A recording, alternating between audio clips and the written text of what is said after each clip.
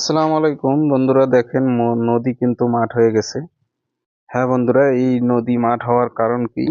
এবং এখানে দেখেন বাচ্চারা খেলা করতেছে, অর্থাৎ এখানে কিন্তু নদীতে পানি ভরপুর থাকে, সেখানে কিন্তু মাঠ হয়ে গেছে। তা কেন মাঠ হয়ে গেছে এর কারণ বলবো এবং এর সমস্ত কিছু ডিটেলস বলবো। তো এই যে দেখেন বন্ধুরা, এটা নদী।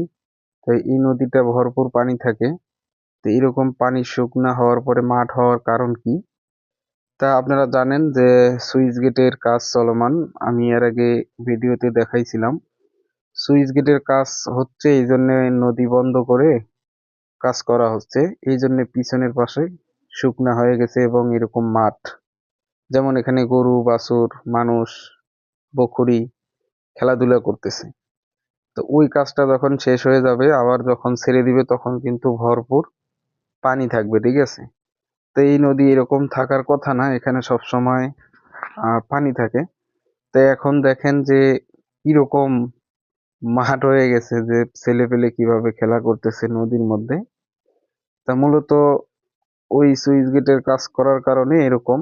না হলে কিন্তু এখানে কেউ নামতে পারতো না, কারণ সবসময় পানি প্রবাহিত হতো, মানে পানি চলাচল করতো।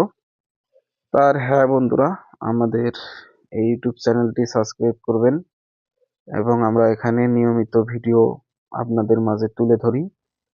সবাই ভালো থাকবেন। আসসালামু আলাইকুম।